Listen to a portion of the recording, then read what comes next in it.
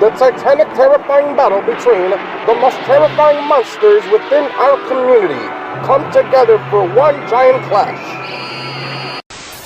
The following announcement has been paid for by Monsters with Attitude.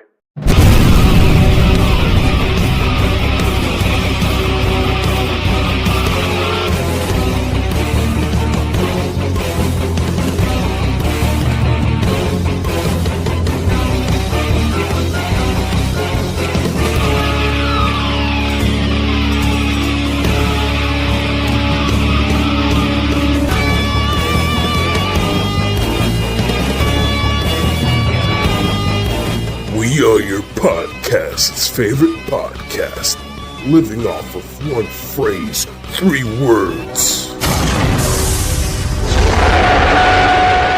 Embrace the attitude. What's going on, listeners with attitude? It is a hot, sticky, and steamy summer day, the last day of June. 105 real feel. You can see the blotchiness, the beads of sweat. I am not just hot for my co-host, the legendary bearded kaiju himself, Mr. Eric Stolf. What's going on, man? How are you? Stop it, okay? I'm doing good, man. I'm doing good. I'm excited to have on one of our dealer spotlights that we've been doing since we started this. I think this is the third year in a row, actually. So he is an OG for sure. So it's fun to catch up with Barry and House of Monsters. So I'm excited to talk to him and see what kind of goodies he's bringing this year at GFest.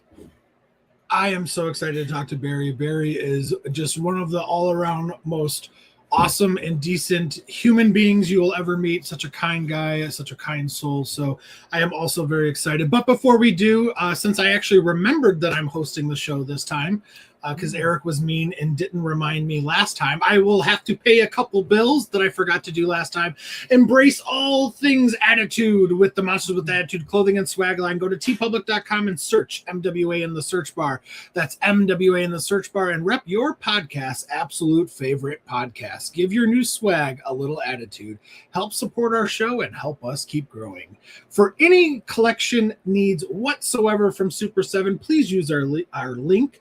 That's super7.com/monsters with attitude 2024. And we would greatly appreciate all help to the channel. I saw some messages of people using that. Thank you guys so much. That allows us to continue to do these shows, these giveaways, and sponsor special guests that come to conventions like we did last year with Carl Craig.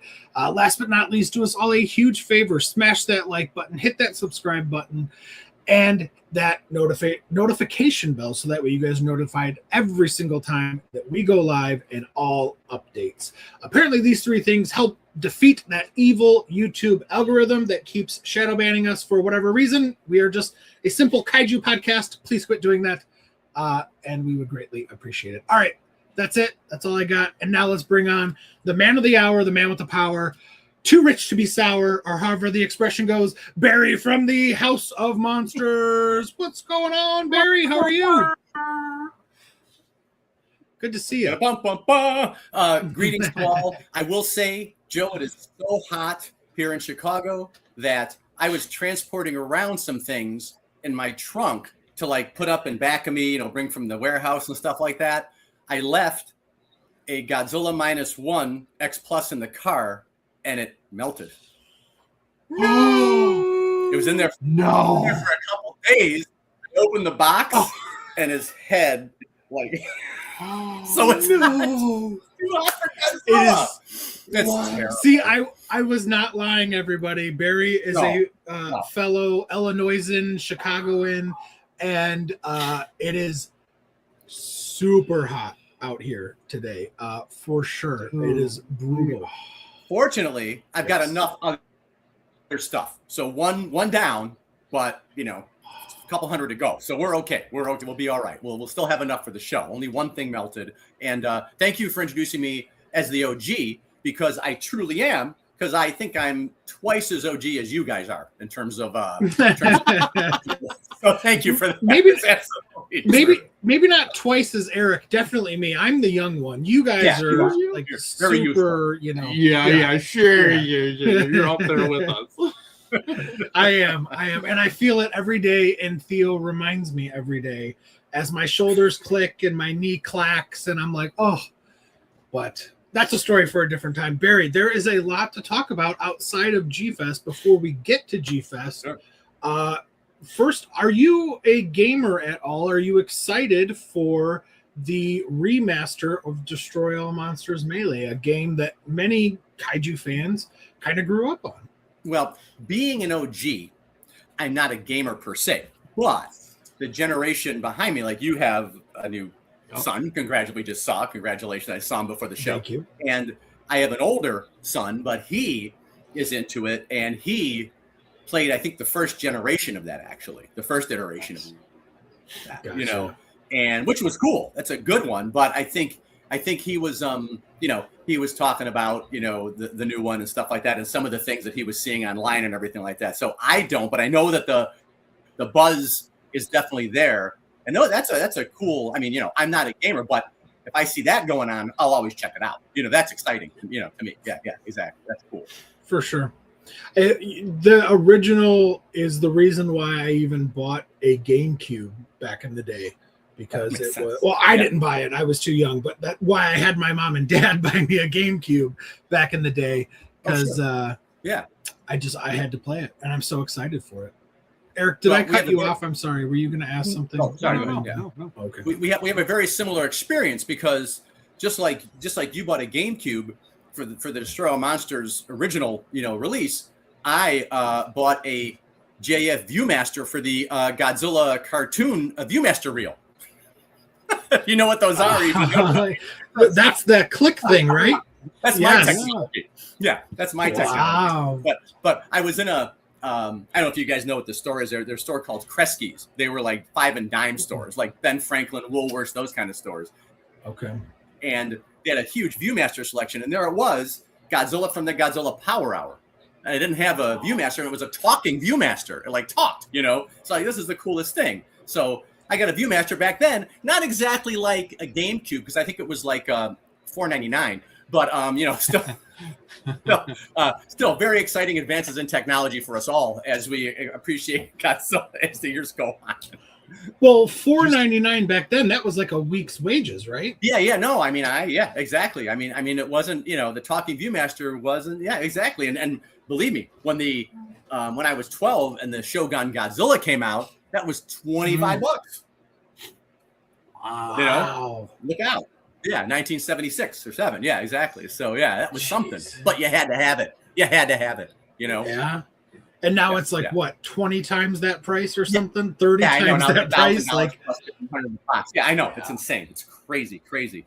And it doesn't even look like Godzilla, although I love it. I do love it. So it's a cool toy, but you know, now it's like, you know, and forget the Rodan. Don't even try to get the Rodan anymore. Dude, for real. Yes. You know what that is in the box? That is insane. Yep. That is insane. I had one out of the box, but in the box, it's $5,000 to $10,000. It is. That's ridiculous. I know. I keep hoping that like I'm gonna walk into a random garage sale in Plainfield. You know where Plainfield is, Barry. Yeah, sure. That I'm gonna walk in there or something when I'm on my way to my in-laws or something and find a mint-in box Shogun Godzilla and Rodan from some old couple that doesn't know what it is, and they're like, "No, it's $50," and I'd be like, "Here's $100. Keep the change. Like, thank you." You know? It's not gonna happen. Well. But. No, with my luck, I'll go to the garage sale. I'm lucky to get a Trendmasters Rodan, so it's not going to happen. Yeah. That's true. That's true. Oh. So the big talk in the Godzilla universe right now is we have 2 movies coming up within 6 months of each other. The first one I want to ask you about is -0, the one that's coming up the closest. What are your thoughts on the little teaser, the 30-second teaser we got? Are they going to live up to the hype? Is it going to be as good as the first one? Is there a second monster in it? What's your thoughts? Tell me everything. Well, my you know these movies are a little bit frustrating to me, because like that preview is awesome with him in the Statue of Liberty, and my wish fulfillment, like it was on Godzilla -1, that didn't. I mean, fine movie, everybody loves it, Oscar winning, I know. Didn't deliver it for me. Was I thought they were going to get a little bit more into like the original did, some of the things that were happening politically and use that to charge the film a little more, because it certainly charged the original. That's what really fuels that's the engine of the original, is that tension about, scientific invention and nuclear power and inventing something that can destroy the world and all that sort of stuff. That's the whole film. And minus one little disappointed me a little bit. And then so when I see this preview, I think, oh man, is Godzilla going to come and trounce the Statue of Liberty symbolically, as we know what's happening, unfortunately, in the country, whatever, or are these things going to manifest themselves? But I feel like, that I don't know if you guys know this, but Toho has sort of made a creed for Godzilla in terms of what he can and can't do in the movies now, and what can and can't be shown. Yep. You know that? Yep. Yeah. So Yep. that's my concern, is that I love that Godzilla has the popularity, obviously. We all love that. We want to be able to talk to people about it, have people exposed to it and appreciate what we appreciate. And that's a great connection, to have a community like that. But I'm just hoping that it has a little bit something more than just like the melodrama part of it with, the main characters and the drama of, the personal stuff and all that. I hope it's a little more expansive in its scope, in terms of like covering issues that aren't just like the more personal issues of the people involved. Cause that's what the director does usually. I know he made like more breezy war dramas and stuff like that. And I watched some of his movies before -1 came out, and he keeps that sort of tone going in Godzilla -1 of like a war melodrama, which is fine, with Godzilla sort of stuck in there. But I'm hoping that in this movie, and it looks like it might be, that he intertwines it more with like things that are happening today and use it kind of like Shin Godzilla did too, which I thought was great. And Shin Godzilla, really, that one hammered it home a little more, but using a backdrop of like political tensions or something cultural, like a cultural context, to really like make the film have a little more impact and a little more relevance, I think. And for me, that's what I look for a lot. Because even not to take a tangent, sorry, because I'll ramble forever, but even the Showa Godzilla films that I was brought up on, and I was writing some things on that, some essays on that and stuff like that, that 3 people will read, but that they almost always had some preoccupation with things that were happening politically, or things that were happening in Japan, the westernization of Japan, commoditization, media, promotions, commercials, marketing, whatever, all that stuff. And the concerns about, obviously always in there, about, nuclear war and, other cultures kind of subverting other cultures. That's always in Godzilla movies. And the islands, they always come in there, and the islands have always been destroyed, or something is terrible's happened there, or they won't help the characters in Godzilla versus Mothra because of what they did to the island, what humans did to the island or whatever, that kind of thing. So there's always something in there. Even in Ghidorah, one of my favorite scenes where Godzilla says that humans are all bullies and they don't listen. I love that stuff. So that's the stuff I really love in the original series. Is Shinichi Tsuruzawa always managed to get that stuff in there, and always had some underlying subtext that made the movie a little more impactful. So I'm hoping so much in this one. I know, people want to see a monster and stuff like that. I'm just hoping that it has maybe a little more substance than the original does, in terms of the relevance of Godzilla and his origins and stuff like that, and the creation of Godzilla and what that meant in the original film. I'm hoping so. But still, just that shot of him with the statue, all the photography looks fantastic. He's great at that. He does that really well. But I'm sure that whatever the case, I have a feeling just with the hype and the promotion, it's going to be massive, huge. I can just tell. Like, just even with the promotion and the hype, they're going to be spending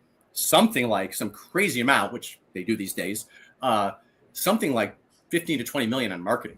So I've heard in America. So, I know it's going to be just, massive, which is great for Godzilla, and great for people. I understand, a lot of people consider the old Godzilla and Showa Godzilla as cheesy. They're not acceptable to certain audiences today because they have a certain look that they can't process. And I understand that, especially as we're talking about, if you're digitally wired, if you've been brought up on digital, like CGI, video games and things like that, and you see, the original Godzilla films, if you're not into it, like the people at G-Fest, that's different. But I mean, the general audiences, they see that and go, oh, that's whatever, that's cheesy, whatever. So it's nice that there are Godzilla films that sort of can be appreciated by a wider audience. And that many times, as you know, I don't know if you guys have this experience, but it leads to people going back and looking at the other films. And a lot of times that does lead to an appreciation of those films, which is nice. I don't know if you've experienced that in your whatever, but maybe you can comment on that too. I don't know. But I see that all the time at the G-Fest. Yeah, the kids love, Legendary series and they love Godzilla -1. But many of them are collecting much more of the old, stuff, the Showa stuff. That's what they're really into. And I love that. I think that's great. So there's room for everybody. And I am excited about the movie, particularly just because it brings Godzilla to the fore, in a great way and sort of in a positive way, which is great. So I don't know if about the monster, though. Have you guys heard anything more about that? I really don't know if there's another monster in there or not. I have no idea.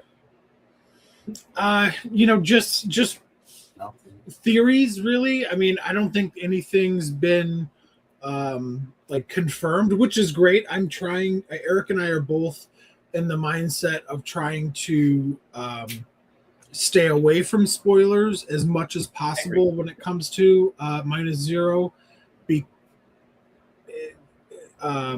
I'm trying to think how to say this without slipping up on something.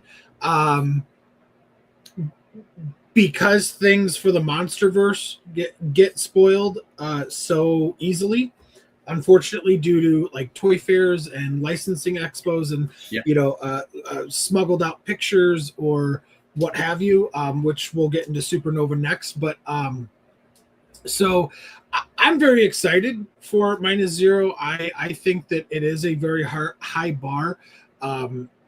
We had our friends on from Seismic yesterday, and I think it was Chris kept saying he's trying to temper his expectations and not go in there saying it needs to hit here, to where I just, instead of it being a 10 out of a 10 like -1 was, I want to go into it thinking, you know what, if it can just get to a 7, I'm going to be happy, because -1 was so special and such a lightning in the bottle moment that I think it's important to temper your expectations. But as far as the second monster, and this is totally just a theory, I have no confirmation of this whatsoever. I think there is one.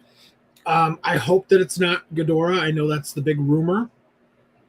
I would love to see more of a Earth based Saurian type monster, somebody that has, like, I don't want Mothra, I don't want Ghidorah, and I think there could potentially be an interesting origin for Hedorah. But I'm looking for something a little bit more of a simpler origin, kind of like what they did with Godzilla. Bring me Anguirus, Gorosaurus, Varan, something like that. That's very simple to give you an origin for, and they can fight more tooth and nail, and we can go from there. That's what I think.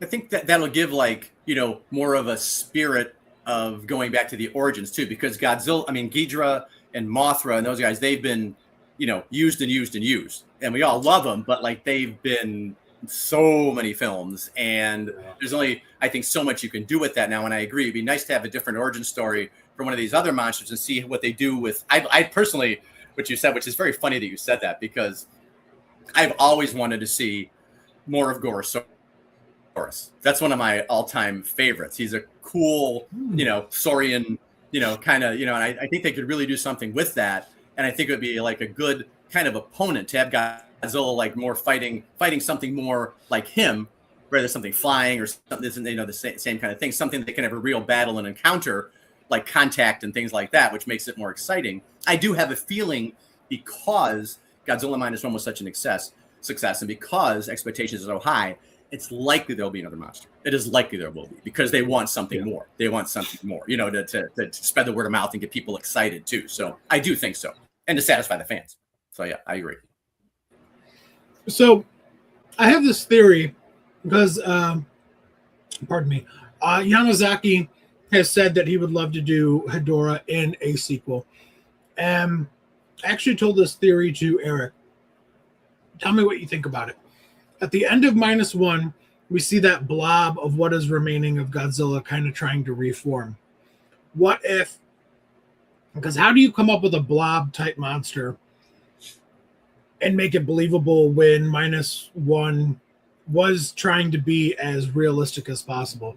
And my, I don't know, fan theory or whatever would be that that Godzilla revives from that whatever was down there, but not all of it turns back into Godzilla, and part of it can't reshape for whatever reason.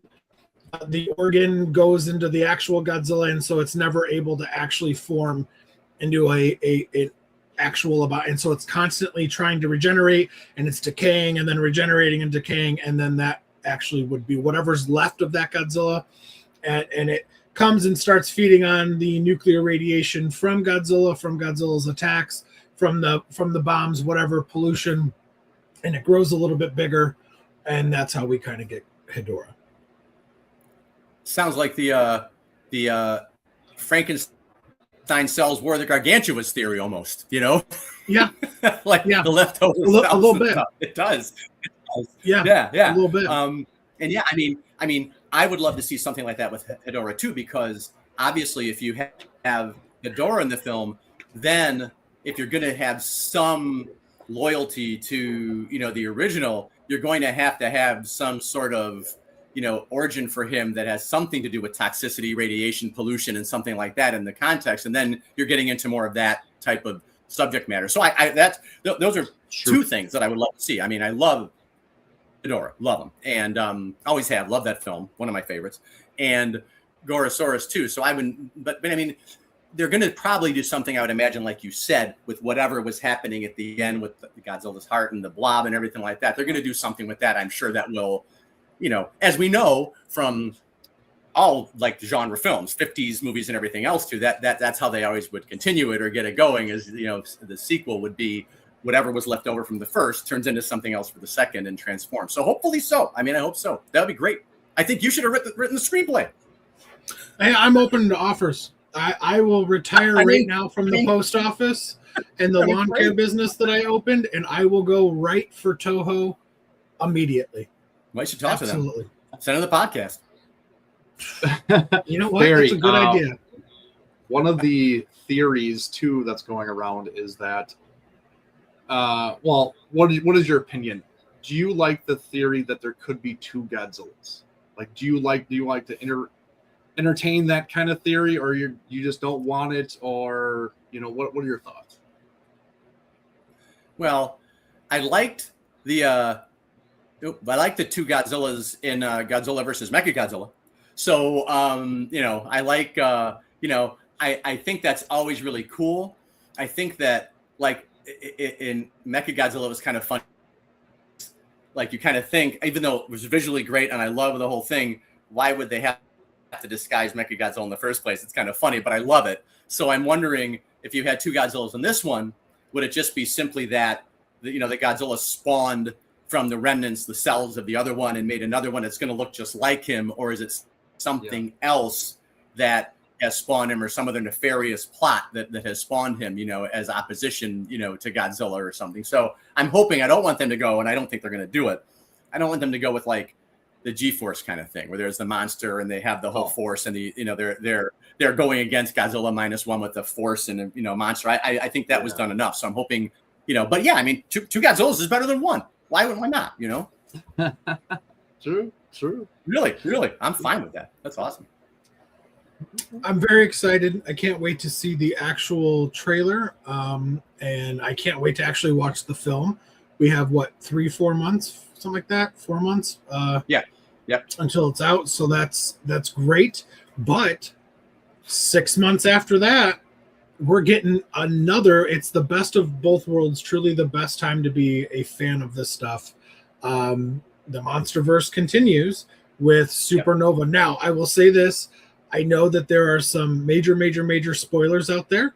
Already. So we're going to avoid the name drop just for people that are trying to avoid it. Unfortunately, I don't think any of the three of us avoided it and think we're all aware of what. I don't know if you can. I don't know if you can avoid it.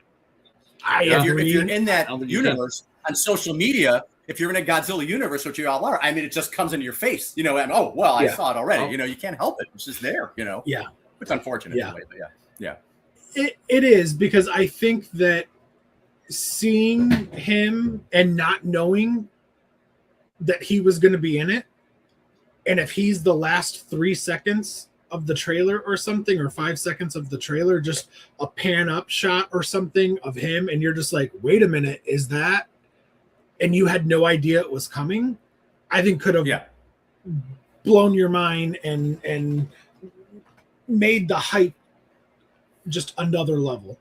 I agree. And that's the sad thing to me. Well, it's the sad thing to me about, I mean, it's great Godzilla's so popular, but today, you know, when Godzilla was started in the Showa series, Godzilla wasn't really a franchise. I mean, they were selling some Godzilla stuff and had little products and stuff, but it wasn't like a cancer capitalist moneymaker thing. And now when it gets to this point, you know, it becomes, and with social media and everything else and all the promotion and hype and everything, it becomes impossible, you know, to just go see a movie like that and just go see it cold. You know, that's what I want. I want to form my own opinion, you know, have the experience without other people telling me, oh, it's the best Godzilla movie ever. Oh, this sucks. And, or telling me what's in it. You just want to see it and have the experience, but it's very difficult to do right now. And that's the unfortunate thing about the popularity and people also on social media wanting to get clicks and attention and audience capture is they feel they have to get the scoop. Absolutely. You know, so you got it.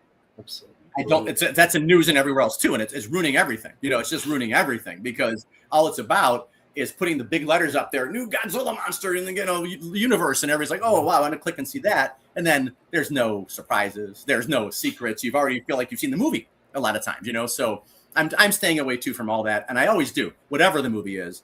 I just, if I see something, I just turn away from it. And then I'll look at it all afterwards when I see the film. And I think that's just, I agree with you guys that, you know, I don't really care as much a lot of times about knowing something about the narrative, like the surprise at the end of the film. But in these kind of movies, I just want to see, you know, the characters that they decide to put in there and enjoy their, you know, them exposing them to me and them developing it rather than somebody else doing it. And then I'm like, oh, well, okay, you know, it's nothing really to see except what it looks like. But, you know, so, and that's the fun of when I was younger seeing these movies. I had no idea what was going on.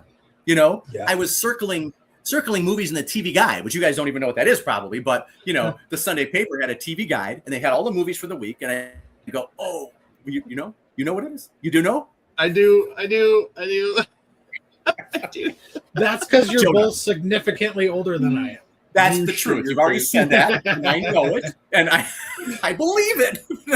but that was the fun of it. It was the discovery is the fun of it. That's part of the fun is the discovery and the you know, I saw War of the Gargantuas in the TV guide. I'm like, I thought it was a war movie, and I go to my mom, what's a gargantua? I said, oh, that's like a giant. I was like, oh, this is great. So I circled. I had no idea what it was. And that's why it's one of my favorite movies. Because what a surprise to see that movie. Like that's insane, you know.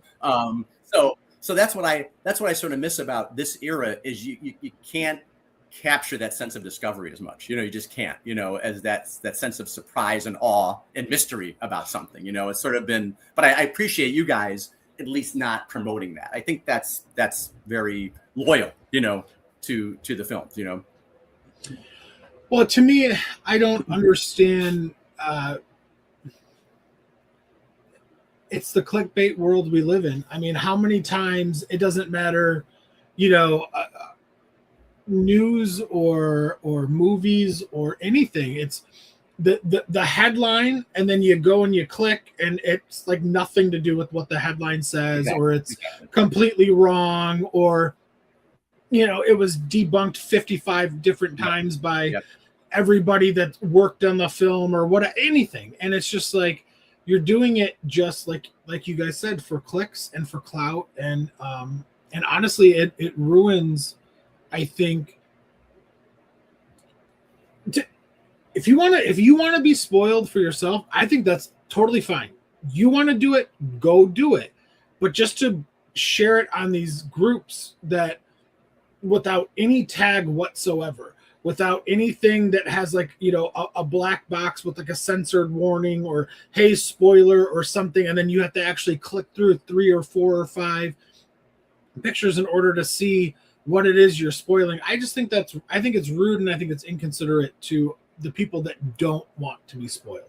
Because like you said, Barry, it's impossible. I mean, we're doing our best here, but in a lot of ways, me saying, oh, don't mention who or what it is, I feel stupid saying that, because 99% of people have had it spoiled, whether it was 3 months ago when the trademark was filed or a week ago when Funko announced their pre-orders and the names were all over it. So it's like, I feel stupid saying it. However, if there is that 1% that's still in the audience that doesn't know, trying to be considerate, but it's hard, and it's unfortunate, because I think I actually think Legendary was trying pretty hard this time to not spoil the surprise, considering Mechagodzilla got spoiled and Godzilla vs. Kong due to the toy leak, and there hasn't been a toy leak at all.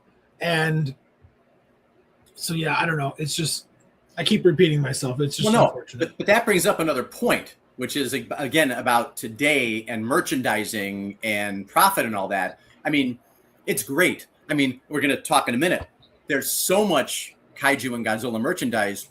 I can't have it all. I can't even look at it all. I even know everything that's out. I can't be aware of it all. But that's a double-edged sword, because, there's so much emphasis on the merchandising today. And, when I was a kid, we were lucky to get, the Aurora model kit and, the Shogun thing and all that sort of stuff. And I die for a monster magazine or a book with the pictures of Godzilla. That's what we were doing back real.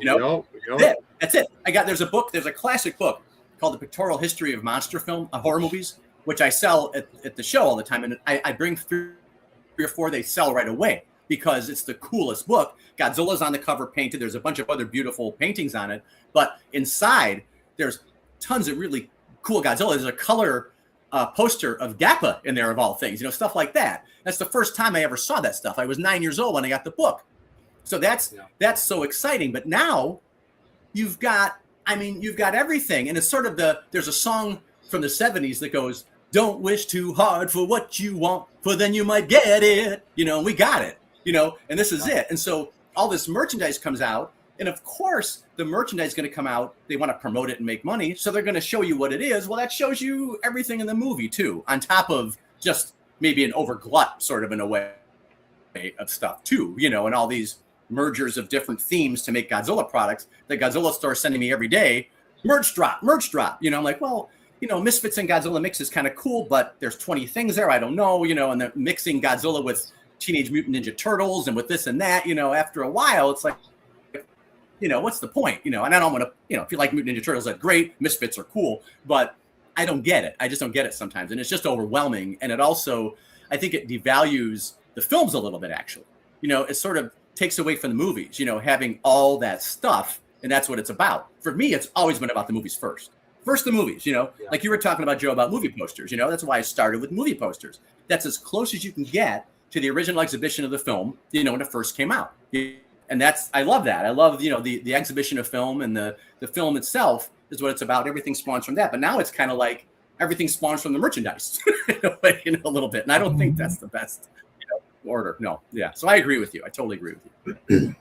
I saw, speaking of merchandise, this is going to be a great transition to talk about what you have to sell. But before we do, I saw this post, and it's a great piggyback off what you just said, Barry, about somebody was saying that, like, oh, I haven't actually sat down and watched any of the movies in a while.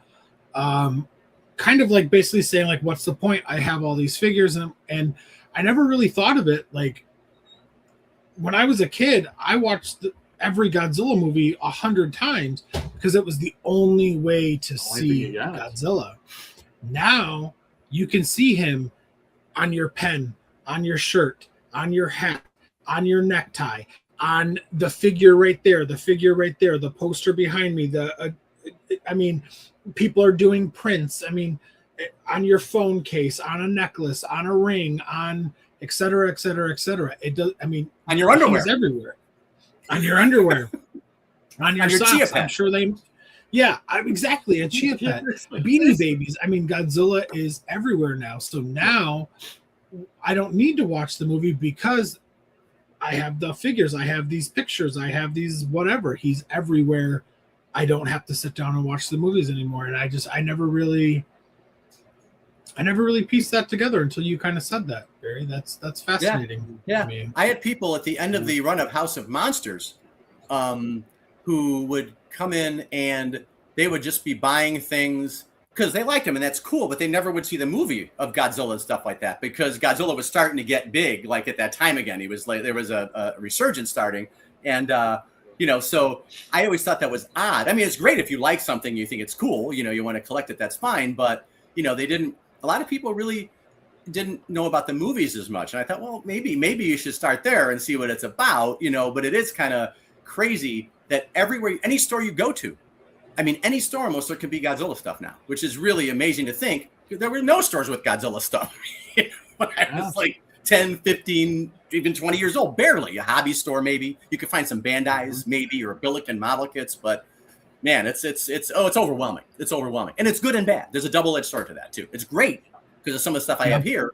It is great. And there is some really cool stuff coming out. There's stuff that, and it's still happening, which is so fun for me because, when I was younger, I'd always have these dreams. You'd be in a store and you see this rubber Godzilla this big and he was bendable, like, oh, this is the coolest thing, but then you wake up and go, oh, wow, that's not really real. Well, now it's real. Now it's real, and there's stuff coming out like that. And I just think it's awesome. So that's a great part of it, actually. Yeah. Talk to us, Barry, about House of Monsters. How'd you get started as a dealer and transition, if you will, into what you'll be selling this year? Well, you guys know when the bug hits you, that's it. It's over. It was over. It was over. Dude, it was over for me when I was 5 years old, essentially. That was it. And then I was looking anywhere I could to get stuff to do with monsters, particularly Godzilla, giant monsters, whatever, but any monsters, I loved it. And then when I saw Where the Gargantuas when I was 6, that was the first Godzilla movie I saw. Then I saw Godzilla versus Smog Monster, 2 years later, but I was trying to watch other guys. I saw the original Godzilla creature features or something like that. I was like, this is the craziest thing I've ever seen. How imaginative and creative.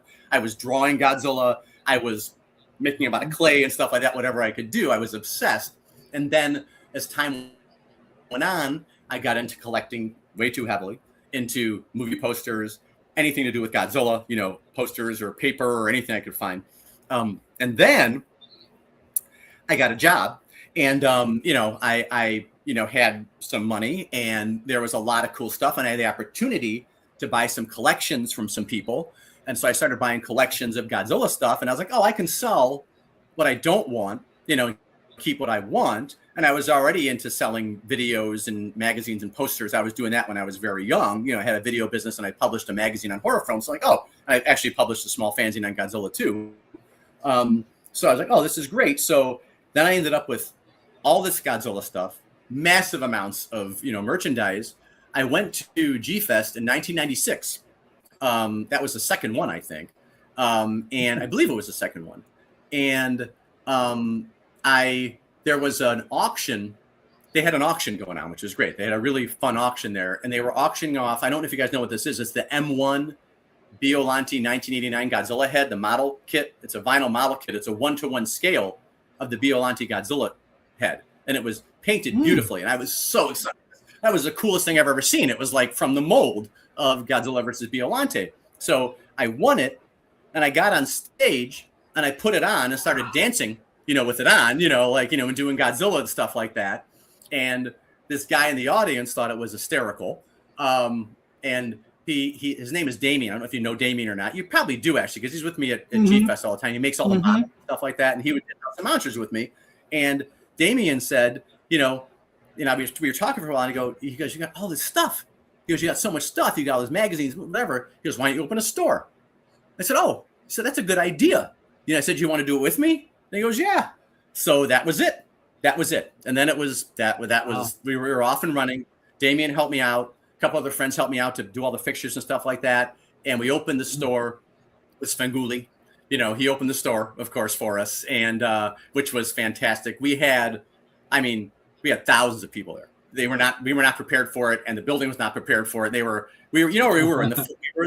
on the second floor of a big art building. It was a big, massive building of galleries and stuff like that. And we had one of the spaces in there, and there were people going down the stairs, out the door, down the street, to see Svengoolie and see the store. And that's how it all started. And I love, as you probably guys know, I like talking to people about these things and helping people, like curating things, like for the House of Monsters for the show. I decide, what items from which films and which eras would be of the most interest to people, or I think are just the coolest items. And that's what I sell. I sell stuff that I think is cool, because I can't sell every single product and every single Monster Arts and every single this. I can't do it because I like to have all of it. I like to have X Plus and Monster Arts and Hiya Toys, which the kids love today, which are really great, actually. All that stuff, and on and on. So that's still the fun for me, is picking out stuff to get to have people acquire that I think is really cool, and then obviously trying. And then with the House of Monsters, people were always really happy there because I really do try to have the best possible prices so people can get stuff, and I was always very conscious of that as a collector. I'm sure you guys are too. When you walk into a store or you go to a show, you see something you like and the price is so high, there's no way. You're like, this shouldn't even be that's crazy. You can't even make a deal, or you can't even think about it. It's so disappointing. So I never want anybody to have that feeling, when they see my stuff. I don't want them to say, how much is that? And it should be maybe $200, $250. I may be selling for less, and to say $500. I never want people to have that feeling. So, because I know what it's like, and I know what collecting is like and how exciting it is. So I try to share that excitement with people by giving them the best deals, but also finding the stuff that I think is really cool, And I know we have to give good deals, because every G-Fest, people will come up and see something and go, well, how much is that? At the beginning, like all crazy, when it's all, the madhouse of the G-Fest, how much is that? How much is that? And we'll tell them, okay, think about it. They'll come back like an hour and a half later or 2 hours later and go, it's gone, because I only have 2 or 3 of them. Like if it's a giant expensive thing, I can only have a couple, whatever.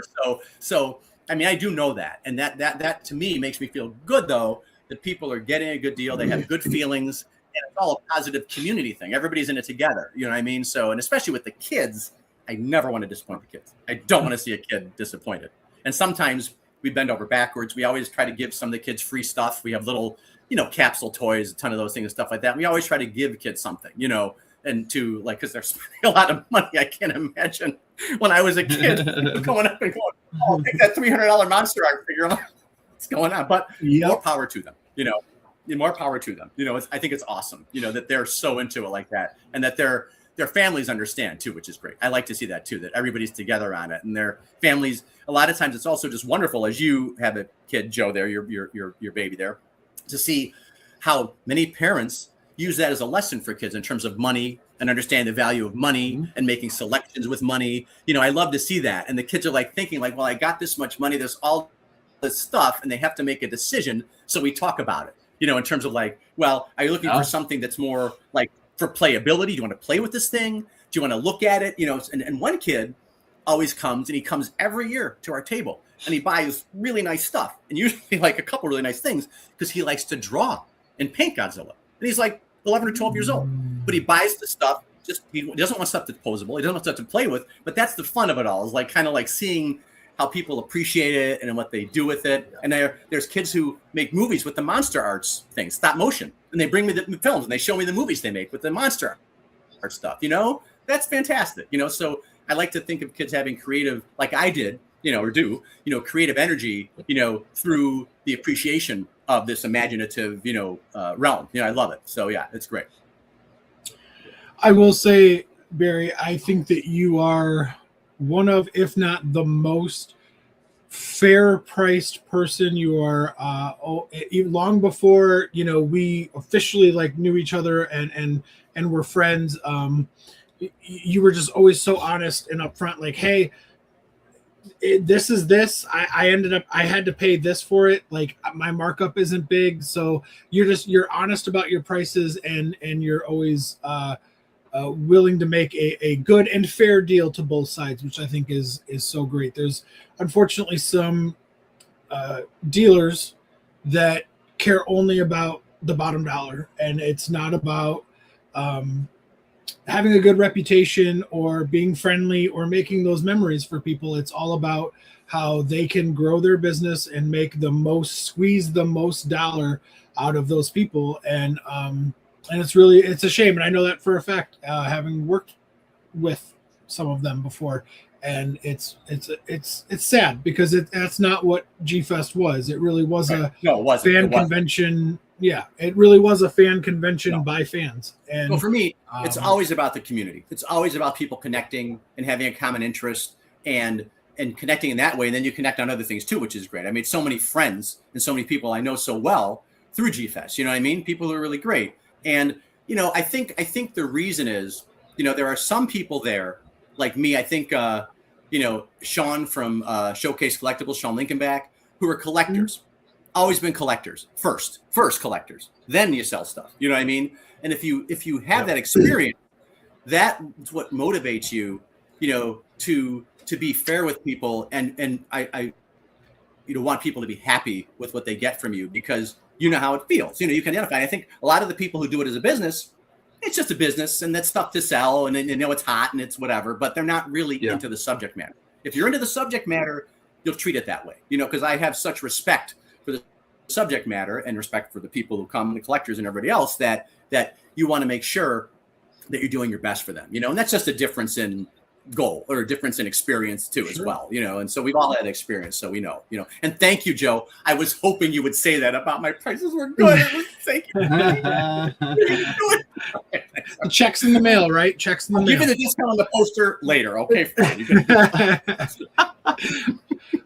Well, now chat would be the time if you guys are curious on if Barry is going to have something or if he can help you guys find something. Ask your questions. I'm going to keep talking here, but if you guys are hunting for something this year at G Fest and are curious if Barry has it, throw it in the chat and I will ask him for you guys. Can I show you something that I really like? Please. Yeah. This is something, there's a lot of stuff, but this is something that I think is just outstanding. Now, this is just like our setup in House of Monsters. You got to be careful when you take stuff down, because you know what can happen when I take stuff down. You've seen it happen before. The avalanche. Yeah. See if I can do it. Let's see. All of a sudden, all you see is Barry's feet kicking out as all the boxes are on top of him. Oh, we've had that. We've had that happen, definitely. And also, these things are really cool. These Ichibanzo, figures. These are a great price point for these things. Like, $70, $65, $70. They're just like really elaborate Bandai, sometimes a larger scale. There's some huge ones. Like we have the Ghidra ones. Have you seen those things? The King Ghidra statues?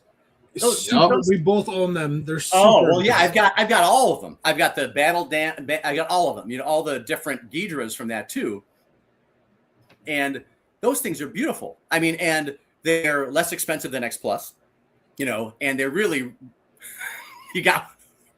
where is he? Sorry. Oh, yeah.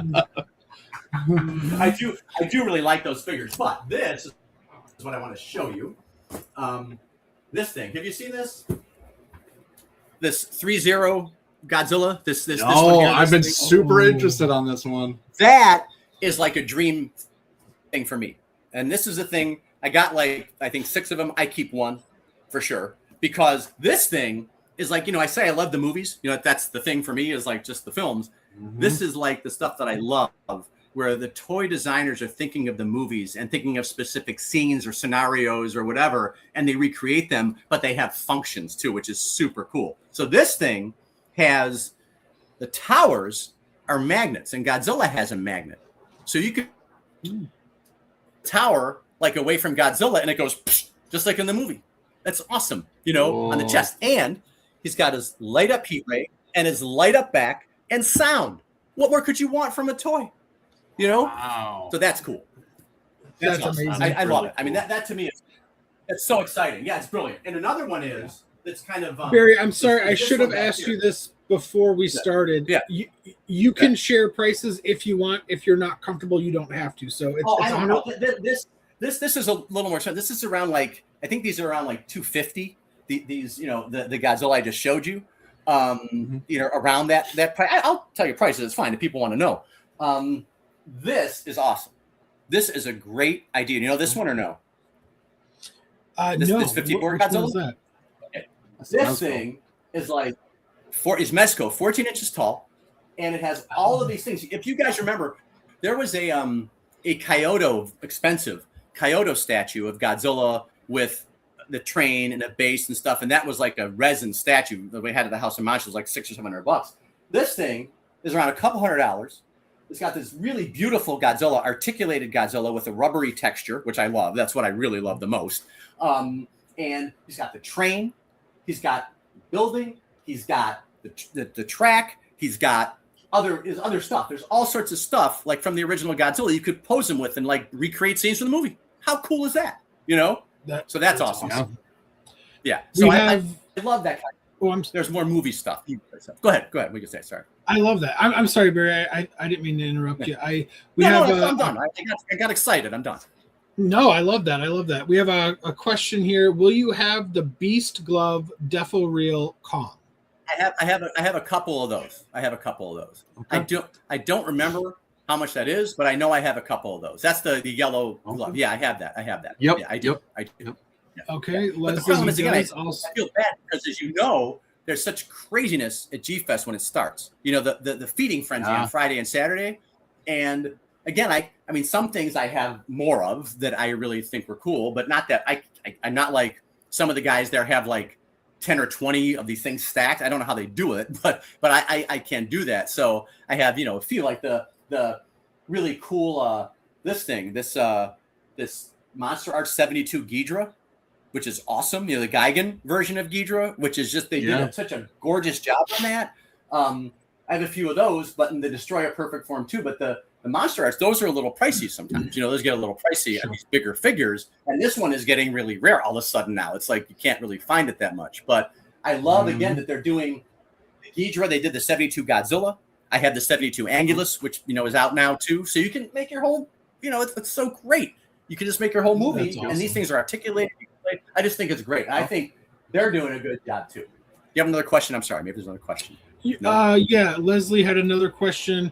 Will you have the Kyoto Mega Soft Gamera 1996 vinyl statue? I made a mistake. I sold those on eBay, unfortunately, so I don't have that. I have the. Dang it. Sorry. I have the new 96 and 95 Gameras that came out. There's just a new 96 X Plus that came out too. So I have the X Pluses. I don't have that Kyoto Mega Soft though. That's a great figure. Okay. Got good taste. That's a good one. That's awesome. Kaiju Crusader is looking for a Gigabrain Ghidorah in a non-standard color, but not the red, white, and blue one. I don't have that, but I know who does. Those guys at that Toku Toy Town, is it? The guys who have all those vinyls, they like have the master set up with all the vinyls. Yeah. They I don't know if they still have it. They had one at the last show I saw them at. They had one there. I know I know it because I love that figure, and I carried them when they came out, and I was thinking about buying it. The price wasn't terrible, but I just didn't want to spend that, so I didn't get it. But I was looking at it actually, so it's my know they had it. So hopefully they'll have it. Yeah. Okay. So Kaiju Crusader, go and check out Toku Toy Town. They will probably be able to hook you up. Epic Toxie wants to know if you will have the Memorial Box 62 Godzilla. I have a Memorial Box set that I'm selling, so I do have that because I have I got one a while ago and I never brought it to the last G Fest, so I'm bringing the figures this time. Yeah. Are you selling them as a set or individually? No, I'm selling them individually. I think more people want individual figures than want a set. The set's expensive, and you sort of the box is cool. I love the box, but then you're obligated. So I think it's nicer to sell them as individual figures. And they're still, I sell them those are pretty reasonable. Those are reasonable, definitely, individual. I think the 62 is around like $75 or $60 or something. Yeah. Nice. There you go, Toxic. 62, I mean. Any gigantic Omega Beast statues, specifically the Atlanta stripper body Godzilla I know what Ultima, that is. I I didn't even read That's that great. before I threw it up. Leslie, Now, don't Leslie make me knows his stuff. reread your comments. He knows his stuff. And That's don't so put funny. stripper in a kaiju broadcast, please, for the kids. But right. that I don't really have this year. Speaking of prices and things, I usually do, but I don't have any gigantics this year. They were just too expensive. Damn. And we were talking about the prices. You know, you're saying, Joe, about the prices though. I mean, you know, getting some of that stuff from Japan with the tariffs, and I have to use Yamato UPS shipping. I can't use USPS, and the UPS shipping is like 25%, 30% more. If I would get those things here, I'd have to charge like $2,000 for those things. It'd be like $1,500 to get those things here, and I'm just not going to do that. You know, or late 19. I just don't want to charge that. I can't do it. I just don't have the heart. I know people might buy them, but I have enough other stuff. So I'm disappointed because I love the gigantics. I especially love the Showa and some of the Heisei gigantics, but I love the gigantics, and the Mechagods I love, but I just can't fathom it right now. Sorry, folks, that's a disappointment. That's a major disappointment for me. I know. I let you guys know. That's okay. That's okay. You were my hope for the gigantic Space Godzilla. Yeah, that's crazy. I mean, how much is that selling for now? I think MSRP is like 900. Yeah. So, but that doesn't include shipping. So, I mean, you're probably looking at 11, 12, probably. Yeah. 11, 12, yeah. Now, just wait. But yeah, exactly. So, right. You should probably, I say to people on the gigantics, if you have a chance, you should get them when they come out. Because those things are just insane. I mean, like $2,000-$3,000 in insanity and stuff like that. So if you have the money, just get them when they come out, because they're not that many. They don't make that many, so it's a good thing to get. And that's why I did so well with them before, because I would always, like, especially if the Showas and the Heisei, I'd buy like 4 of those things. I thought they were great. I loved them, and I'd sell them all because people love them. But I'm very sad and deficient not to have those. I just have to bring that up. I'll be all right. Leslie wants to know how much the 72 Ghidorah Monster Arts is. That's around, I have a little book, but I don't have it here. I think that's around like $250, $275 in that range, $250 or so. Okay. Pretty sure. Yep. That's a good price. Yeah, exactly. I try to keep it, and I also want to say, Joe, you said something to me about pricing. If people like want to know what I paid for things, I'll tell them.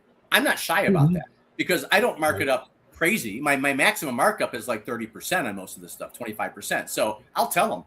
It's fine. I don't care. If you want to know, you can know. It's not. Well, you're one of the good ones, then, Barry. You're one of the good ones. But I mean, people should know. I think people should know if they want to know. Like, because obviously it's still secondary market. If you get the stuff from X Plus North America, at the yen price being favorable, but you do have to pay shipping still, which is problematic. And now shipping is even a problem. Shipping itself is a problem. I see so many people now just having problems with getting the stuff with tariffs and everything. So, so I think it's important for people to know, what the difference is between the initial market and secondary market, so they can make a choice for themselves. Absolutely. Yep. Will you have the white blue 95 frog trim? He's got the most, Leslie has the most specialized. I know he knows his stuff. I know Leslie. But I mean, he's got the most specialized. That one I do not have, unfortunately. Yeah. I have quite a few vinyls. I have some pretty cool, like, I get a lot of like the Marmot sparkly ones. I love those, like the limited, show like sparkly. So I have like about really, really good, like about 10 of the rare, like, sparkle, whatever, and glitter and double cast vinyl and stuff. Because I think those are fantastic. So I have quite a few of those. I have some pretty rare Marmots, a few rare, some rare Gigabrains. But, again, because I have everything, I can't have all the vinyls. I have to be selective. And so many people know, as you guys know, I don't need to have Bandai's from the 80s because they're everywhere. I don't need to have that. You can get that so many, and that's fine. They're cool. But I like to have stuff that maybe, I have the stuff, the normal stuff too, like this I like. This is just a regular new vinyl, but of course, I love it so. The Godzilla with the eyeballs with the damaged eye. That's beautiful. And that's expensive.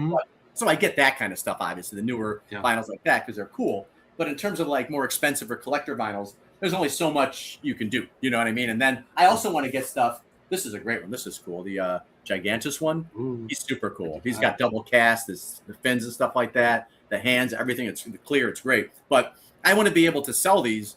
You know, I mean, I've seen a couple of this one. I've seen on the internet for like $1,000. You know, I mean, I've seen it up there. You know what that is probably, but I would not be selling it for that because I want to get these things so I can actually sell them to people and they can. It's still expensive, and I think they're high, but so they can have a chance. You know what I mean? And think, oh, yeah, maybe because I do have several people who come right at the beginning and are looking for this kind of stuff. You know, and they're like, oh, what do you got in the the high end cool vinyl? So, like I said, I like to have a variety, but I can't have everything like the Frog Tree vinyl. Or the stripper, Omega Beast. What about that Haya Ghidorah behind you? Oh, these things are cool. These things are great. Now these are wonderful because, as we said, like they're kind of like, I mean, they're not quite as detailed as X Plus, but they're close. Their sculpts are excellent, and they're a nice size, and they have some playability aspects to them, unlike X Plus, and they're like, $150. It's crazy, for a figure like that. Where if an X Plus did this, and it would be a little more elaborate, maybe a little bigger, but you know what that would be if X Plus did that, So I think this stuff, I have a lot of the highest stuff. Last show, I was just getting into it, and I knew kids would like it, and I had some of the things from Legendary, Haya toys too as well. But I sold out of the Haya toys and I had a decent amount by Saturday at noon. I had none left. Absolutely, I was done. So this time I'm a little more equipped. For the people, because I know, and I understand why they like them, because the price point is great. You can play with them, and they're all in scale, sort of with other monsters that you can, make in a set and stuff like that. So I have a lot of different Haya toys. I have something else here. I think, like these things are, this stuff is like, this is like, $60. You can't go wrong with that, Right. It's got the beam and everything like that, heat ray thing. I mean, I think that's just fantastic. So those things, I like to have the stuff that's cool, but like is affordable, that's your too. And I sort of made that choice this year, putting more of my resources into things that are accessible, especially for kids, rather than having Gigantics. That was a choice I had to make. If I was going to have Gigantics, I wouldn't have enough resources to put into this stuff. And I think it's more important to have a wide selection of this stuff than to say I have like 4 different Gigantics that, I have a few of that cost me so much money that I can't get other stuff. So that was just a choice I made. But it's true. So I just like to serve the people, so to speak, but I like to have a wide variety. And again, I think it was important for me to have a lot of the highest stuff and more action figure type stuff, Yes, absolutely. That's one of the things I love about your setup, Barry, is that there is honestly a very decent array of everything. You have articulated, you have X Plus, you have Gigantic, you have Bandai, you have posters, you have books, you have everything, which, there's dealers out there where it's like, okay, I can go to them and they're only going to have Bandai, or I can go to them and they're only going to have Monster Arts, or they're only going to have this, where you are a little bit of everything, which is great.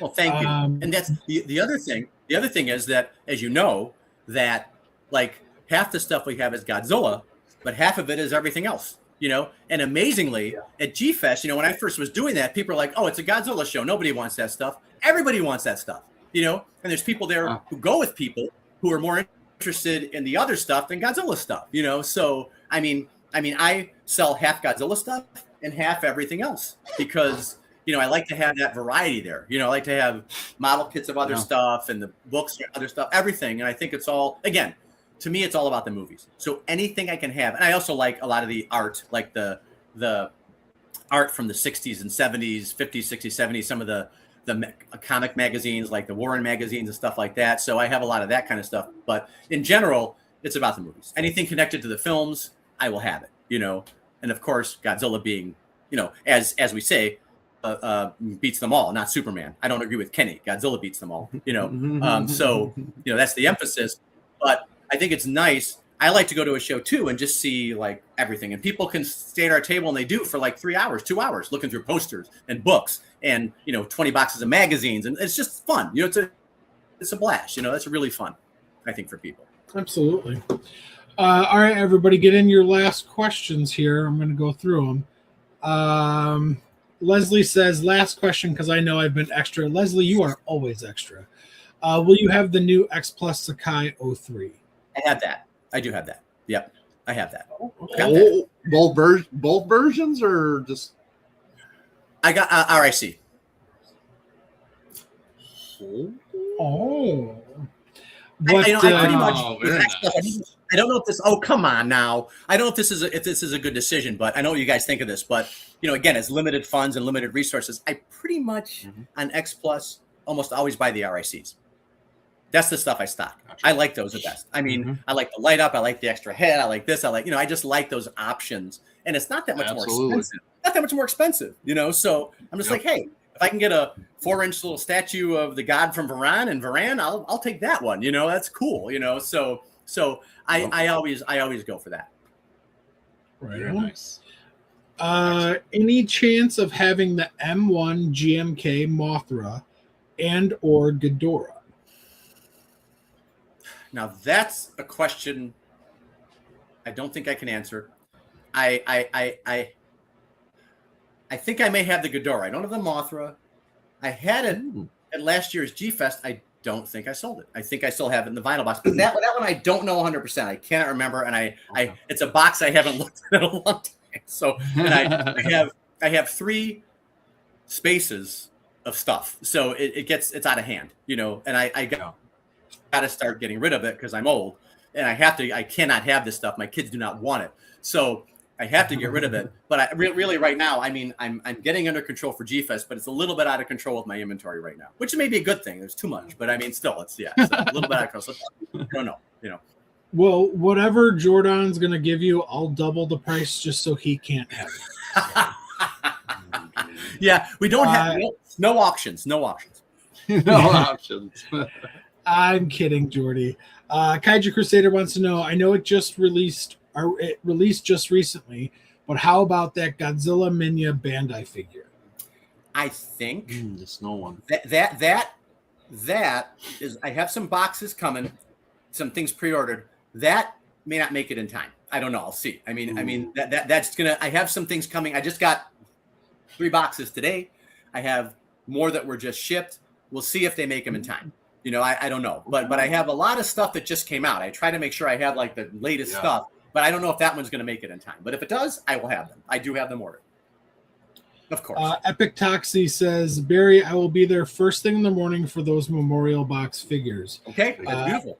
Yes. Epic Toxie, make sure you tell him that who you are from the MWA, so that way he knows. MWA sent you, right? MWA sent you. Yes. All right. Thank you guys for the questions. That was great. And honestly, shoot Barry a message. He may be able to answer or track something down in the last week or two before G-Fest here. Barry, before we get out of here, is there anything else you want to show off, or is there anything that you don't have behind you that you want to let everybody know that you will be bringing? He's like, let me see here. Let me look around. Yeah, most of that stuff is still the warehouse. I think I'm probably going to have a couple of the Dezugoji figures, those larger, Dezugoji figures, which are way too expensive. I'll probably have those, like the clear, translucents, like the 14-inch Marmot ones. Yeah, exactly. Yeah. Gotcha. Yes. Wow. I'll probably have a couple of those. To me, they're beautiful. They're some of the most beautiful figures I've seen. Like actually, wait, here we go. Look, wait. I need to get at least one. Yeah, bring it out, Barry. Whip it out. Ooh. Let's take him out. Let's just take him out because he's clear and he's cool as hell. This guy. Oh, that's different than the one I have. That's cool. Look at that. Look at the sparkly. All right, dibs.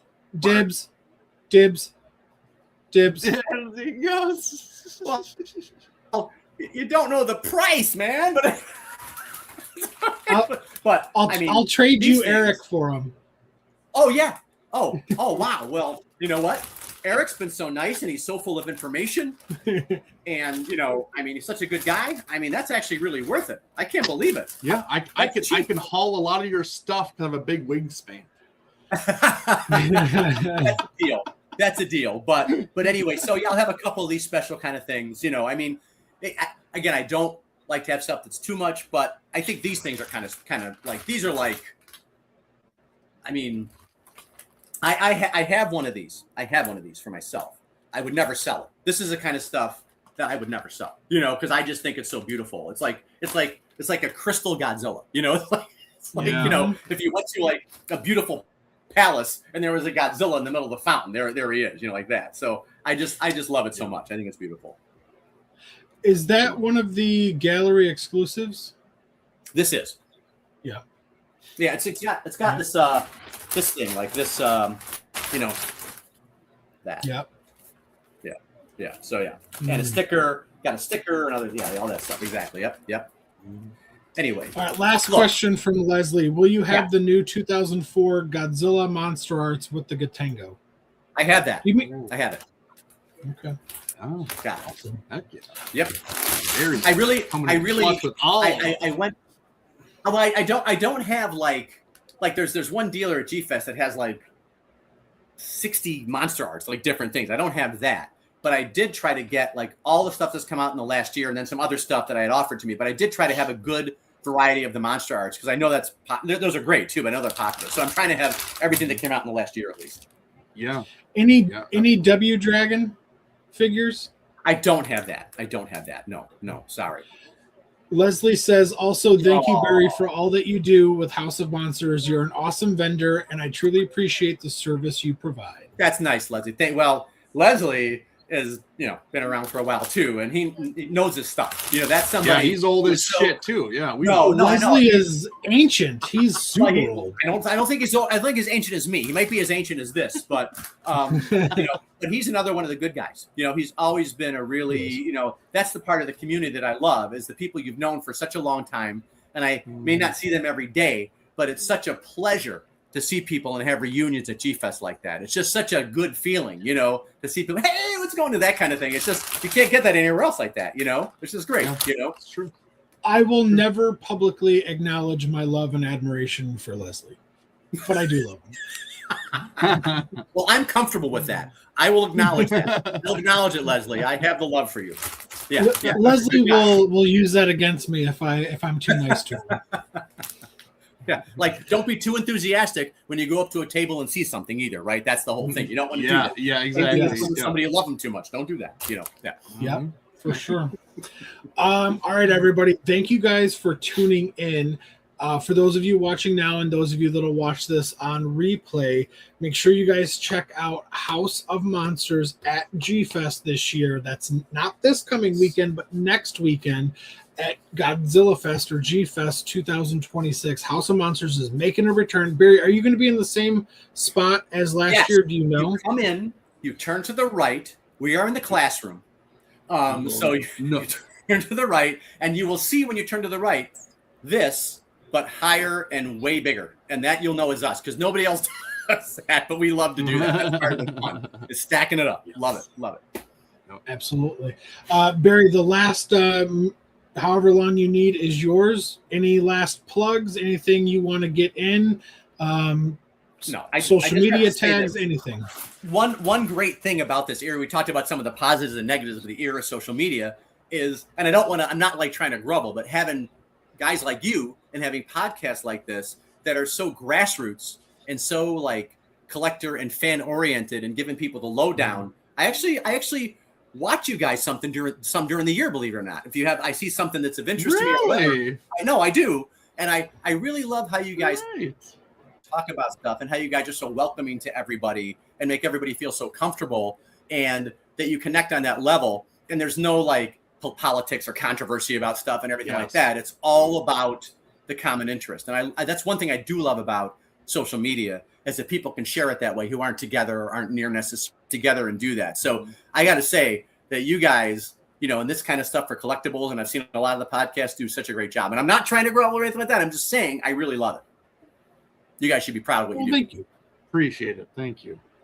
Thank you, Barry. Yeah, no, that's kind of like the unwritten rule here at MWA. We all have a lot of very similar likes, collectibles, and beliefs, but even outside, we're all very similar, but yet we're all extremely different. And I mean, there's times when Eric is one of my best friends, and we agree on 90%, and we can fight like cats and dogs about that 10%. But then when it's over with, Eric admits he's wrong, and we move on. And we, he admits he's wrong, he apologizes, and Joe, we'll never get along because I can never admit that I'm wrong. So I'm sorry, it's never gonna work.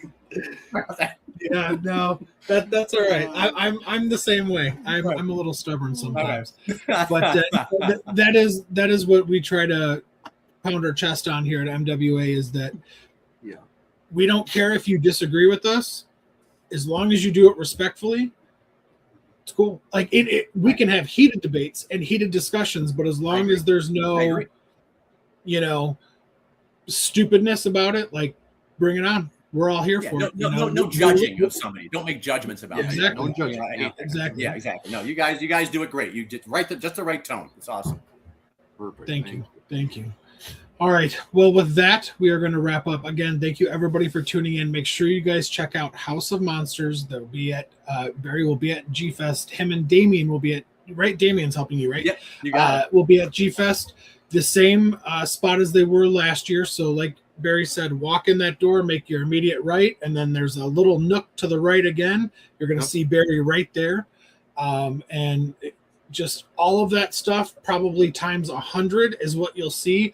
So many different things, so many different pieces of memorabilia and collectibles at the House of Monsters. Make sure you guys check that out. Barry, thank you so much for jumping on and doing this. It was a blast as always. We'll have you back on again soon to just chop it up on all things Godzilla and Kaiju. Eric, thank you for co-hosting with me today. I appreciate it.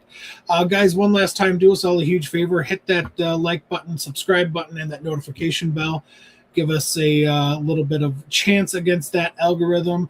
We are always often imitated, always duplicated. We are the Monsters with Attitude, and we live by one phrase, 3 words: embrace the attitude. Embrace the attitude.